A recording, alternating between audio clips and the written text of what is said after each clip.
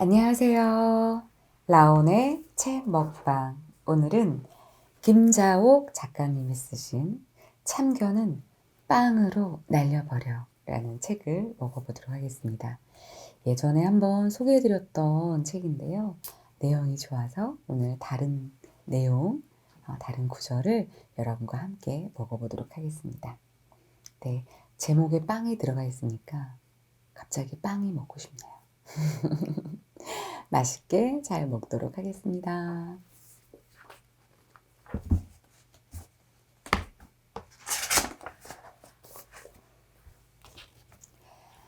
거절할 용기와 거절당할 용기.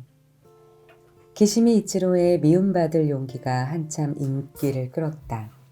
용기하면 늘 뭔가에 맞서 싸우는 씩씩한 모습을 떠올리던 내게 이 책은 받아들인 것 또한 용기라는 새로운 마음을 갖게 했다. 미움받을 용기 이후 사람들은 다양한 용기 이야기를 시작했다. 상처받을 용기, 나로 살아갈 용기, 버텨낼 용기, 누군가를 믿을 용기, 인정할 용기. 잃었던 용기는 다양한 모습으로 나타나 소소한 우리 일상을 가득 채운다. 그렇다면 이 많은 용기 중에서도 사람들이 여전히 내게 어려워하는 용기는 어떤 것일까? 바로 거절할 용기다. 상사의 무리한 지시에도 내 능력이 부족해 보일까봐, 무례해 보일까봐, 혹은 불이익이 생길까봐 거절하기 힘들다. 동료의 부탁도 마찬가지다. 그 사람과 멀어질까봐, 나의 평판이 나빠질까봐 힘에 부침에도 불구하고 부탁을 받아들일 때가 있다. 회사뿐만이 아니라 부모님, 친구, 지인, 심지어 아이 친구 엄마의 부탁까지도 거절하기란 쉽지 않다. 이유는 다 비슷하다. 나를 싫어하게 되지 않을까 하는 우려 때문이다. 능력이 되고 시간적 여유가 있고 그럴 마음이 든다면 물론 아무런 문제가 없다. 하지만 그렇지 않음에도 거절을 못하는 경우 우리는 필연적으로 곤란함을 겪게 된다. 남의 부탁만 들어주다가 정작 내 일은 제대로 해내지 못해 침울해지고 싶지 않다면 내 능력 밖의 일, 시간상 도저히 할 수 없는 일은 반드시 거절해야 한다. 내 일을 책임질 사람은 나뿐이다. 내가 다른 사람의 부탁을 들어준다 한들 다른 누군가가 내 일을 대신 해주는 것은 아니다. 당신의 부탁을 들어주느라 내 일을 제대로 하지 못했다고 하소연해도 소용없다. 즉, 일의 결과는 달라지지 않는다. 때로는 별 의미도 없는 꼭 내가 아니어도 되는 부탁 혹은 제안을 받을 때가 있다. 쇼핑을 같이 가자거나 수다 모임에 오라거나 술을 한잔 하자는 경우 등이 그렇다. 꼭 나여야만 한다기보다 내가 가까이에 있기 때문에 호출되는 상황들, 반드시 내 안목이 필요하고 꼭 내 조언을 듣고 싶어서 내게 도움을 청하는 경우가 아니라면, 게다가 흔쾌히 동행하고 싶은 마음도 없다면 용기 내어 거절하자. 또 그들을 걱정할 필요도 없다. 그들은 곧바로 다른 누군가를 찾아 나설 것이다. 혹시라도 나의 거절을 이해해주지 못하는 사람이 있다면 그와의 관계를 다시 한번 생각해 봐야 한다. 나의 의견을 존중해주지 않고 무리하게 자기가 원하는 것만 고집한다면 그 관계는 건강한 관계라 할 수 없다. 반대로 거절을 받아들이는데도 용기가 필요하다. 거절 당할 수도 있다는 생각을 가져야 한다. 거절을 당하면 마치 자신의 전부가 부정당한 것처럼 속상해하거나 심지어 화를 내는 사람도 있다. 거절은 나에 대한 것이 아니다. 나의 부탁이나 제안에 대한 것이다. 답정 너, 답은 정해져 있고 넌 대답만 하면 돼가 아닌, 부탁이나 제안을 할 때는 분명히 노라는 선택지가 있음을 알고 있어야 한다. 전 직장 상사는 저녁 6시가 되면 다른 직원들에게 전화를 걸어 저녁 먹을 거야 라고 물었다. 상대방이 안 먹는다고 하면 그래 알았어 하고는 전화를 끊고 다른 직원에게 전화를 걸었다. 그렇게 저녁을 먹는다고 하는 직원이 있을 때까지 몇 차례 더 수화기를 들었다. 처음에는 여러모로 이 장면이 어색했다. 보통은 부하 직원이 저희 지금 식사하러 갈 건데 같이 가실까요? 라고 물으면 윗사람은 그럴까 하면서 못 이긴 척 따라 나서는 광경에 익숙했던 터라 상사가 먼저 식사를 하자고 제안하는 게 어쩐지 낯설게 느껴졌다. 심지어 부하 직원 쪽도 거절하는 데에 별 주저함이 없어 보였다. 그런데 거절당한 상사의 태도는 더 놀라웠다. 1초의 망설임도 없이 알았어 라고 하는 게 아닌가. 당황했다든가 순간적으로 머뭇거리는 듯한 기색은 전혀 없었다. 다른 약속이 있냐고 물어볼 법도 한데 한 번도 그런 적이 없었다. 거절당하는 걸 전혀 개의치 않는 듯 했다. 한참이 지내서야 그래 이게 정상이지 라는 생각이 들었다. 거절을 자존심과 연결시키는 것이 가장 어리석은 일이다. 거절은 나를 거부하는 것이 아니라 내 생각, 내 의견에 대해 동의 또는 수용할 수 없음을 의미하는 것뿐이다. 의견과 사람을 분리해야 한다. 그래야 삶의 질이 올라간다. 누군가 빨리 간다고 내가 느린 것은 아니다. 친구 중 하나는 은연중에 상대방을 자꾸 깎아내리는 버릇을 갖고 있었다. 오늘 옷이 왜 이래? 안 좋은 일 있어? 얼굴이 왜 그래? 만나자마자 이런 말부터 하곤 했다. 이런 말을 들을 때마다 내 옷이 너무 별로인가? 얼굴색이 그렇게 안 좋은가 고민이 됐다. 그 친구는 대화 도중에도 다른 사람의 말을 자주 무시했다. 나 어제 그 영화 봤는데 되게 괜찮더라. 야, 애냐? 그런 걸 보게? 그게 왜? 하긴 뭐, 넌 워낙 취향이 독특하니까.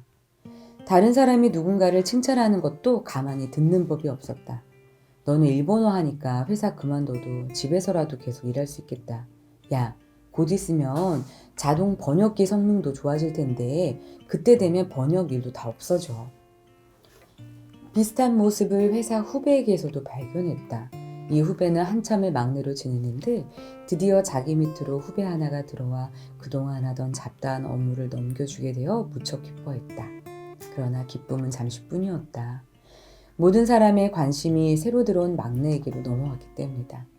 사람들은 오랜만에 들어온 막내를 많이 반겼고 예뻐했다. 조금만 잘해도 크게 잘했다고 했고 조금만 웃어도 밝고 상냥하다며 좋아했다. 조금만 열의를 보여도 일할 자세가 되어 있다며 칭찬하기 바빴다. 후배는 그게 못마땅했던 모양이다. 야, 너 지금이니까 사람들이 좋아하는 거야. 나한테도 그랬어. 옛날에 대표님이 나를 얼마나 예뻐했는데 지금 너한테 하는 거랑은 비교도 안 돼. 막내에게 무안을 주고 사람들 앞에서도 무시를 했다. 어리석게도 너무 티가 났다. 나는 아닌 줄 알았다.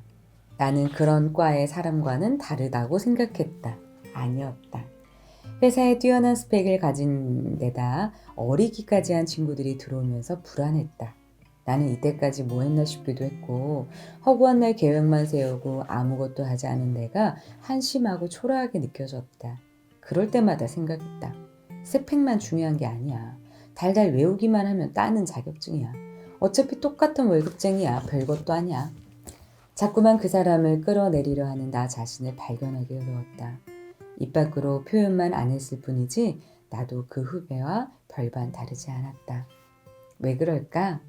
왜 자꾸 사람들은 남을 깎아내리려 하는 걸까? 사람은 누구나 잘나고 싶어 한다. 내가 남보다 뛰어났으면 좋겠고 돋보였으면 좋겠다. 하지만 그게 간단한 일이 아니다. 남들도 다 똑같은 생각을 하고 다 열심히 살아가니까. 그래서 자꾸 쉬운 방법을 택한다. 남을 깎아내리면 그 순간만은 내가 뭐라도 된 것만 같은 착각을 하게 된다. 참 쉽다. 별다른 노력 없이 비난과 험담 몇 마디면 충분하니까. 그럼 잠시나마 모래성 같은 우월감을 느낄 수 있다. 나도 그랬던 것 같다. 잘나 보이는 사람이 있으면 내가 뒤처진 것처럼 느껴져 불안했다. 노력으로 그 사람을 따라잡자니 힘이 많이 들 것 같고 그냥 손 놓고 보고 있자니 질투와 열등감으로 마음이 편치 않았다. 나도 모르게 손쉬운 방법을 택했다. 그가 이룬 것과 그간 들인 노력을 하나씩 끌어내렸다. 그럼 나보다 아래는 아니더라도 적어도 나와 비슷한 높이에 그가 있는 듯 했다. 그리고는 혼자서 안도감을 느꼈다. 어느 후배와의 대화 중 충격을 받은 일이 있었다. 이번에 제 친구가 좋은 데로 취직했어요. 너무 잘 된 것 같아요. 친구가 정말 가고 싶어 했던 곳이거든요. 그래? 어릴 적부터 친했던 친구인데 그동안 취직이 안 돼서 많이 힘들어했어요. 거기 진짜 좋다던데 너무 기뻐요. 그다지 특별할 것도 없는 대화였지만 후배의 마음 씀씀이에 적잖이 놀랐다. 나는 누군가를 이렇게 순수하게 응원하고 축하해 줬던 적이 있었나 싶었다. 앞에서는 잘 됐다고 축하해 주면서도 마음 한구석에는 왠지 모를 질투가 있었다. 나보다 훨씬 더 잘 되는 게 아닌가 하는 불안감마저 있었다. 후배의 모습에서 그런 건 전혀 찾아볼 수 없었다. 당사자가 없는 자리에서도 이렇게 응원과 축하를 보낸다는 것이 왠지 낯설게 느껴졌다. 내가 많이 못나 보였다. 우린 종종 상대가 올라가면 내가 내려가고 상대가 내려가면 내가 올라간 것처럼 느낀다. 마치 시소를 타는 것처럼 아주 큰 착각이다. 상대가 올라가든 내려가든 간에 내 위치는 변함이 없다. 후배는 이미 알고 있었나 보다. 누군가 뛰어나더라도 또 누군가가 잘 되더라도 내가 뒤처지는 게 아니라는 것을, 누군가 빨리 간다고 해서 결코 내가 느린 게 아니라는 것을. 책 주세요, 책! 김자옥 에세이입니다. 참견은 빵으로 날려버려 라는 책을 읽어봤습니다. 여러분은 주변에 누가 잘 되면 이렇게 박수치고 응원해주는 편인가요? 사돈이 땅을 사면 배가 아프다. 그런 속담도 있는데 저도 이런 질투, 이런 상대방을 깎아내리면 안 하려고 굉장히 노력을 하는 편인데 그래도 좀 질투가 날 때가 있죠. 최고의 인격은 다른 사람이 잘 될 때 박수 쳐주는 거래요. 예. 최고의 인격을 가진 사람이 될 수 있도록 누군가의 행복에 박수를 쳐줘야 할 것 같습니다. 네, 굉장히 재밌는 책이에요. 네, 간단해서 이렇게 훅훅 내용은 간단하지 않지만 글의 내용, 구성이 좀 간단해서요. 여러분이 이렇게 훅훅 읽을 수 있는 그런 책입니다. 꼭 구입해서 읽어보셨으면 좋겠습니다. 오늘도 이 책 맛있게 먹었고요. 여러분 구독, 좋아요, 댓글 많이 남겨주세요. 안녕.